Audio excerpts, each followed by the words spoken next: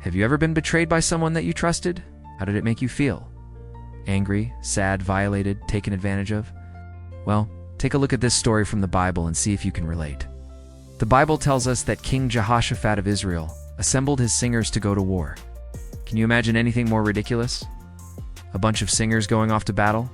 Yeah, me neither. But they weren't just any singers. They were the best that Judah had to offer. They weren't going into battle with swords and spears. They were armed with the deadliest weapon known to man, their voices.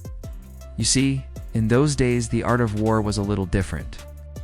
Battles weren't fought with bullets and bombs, but with chariots and horses and foot soldiers with swords and shields. But before the battle began, both sides would assemble their troops and raise their war cries.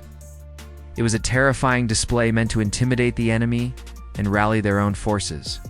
Jehoshaphat knew that his army was outnumbered and outmatched, so he assembled his 3,000 elite singers and gave them a simple instruction.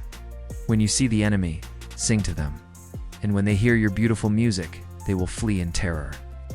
The plan was risky, but the alternative was unthinkable. If they lost the battle, their enemies would plunder their cities and massacre their people.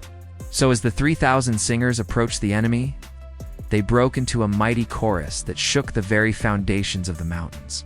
The enemy, a coalition of Moabites, Ammonites, and Meunites, turned and fled in terror. They had never heard such beautiful music, and they couldn't understand how an army could be so terrifyingly peaceful. When Jehoshaphat's army saw the enemy fleeing, they fell to their knees and worshipped God for delivering their enemies into their hands without a single drop of blood being shed. And so the victory went to the one who was not a warrior, but a worshiper.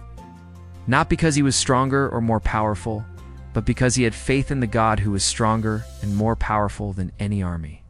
As for the singers, they went home to the sound of trumpets and drums, forever known as the day that the music saved the nation. And that's the story of Jehoshaphat's singers who went to war. Have you ever faced overwhelming odds and had to trust in something bigger than yourself to help you through? Share your story in the comments. Don't forget to subscribe for more videos like this. Until next time.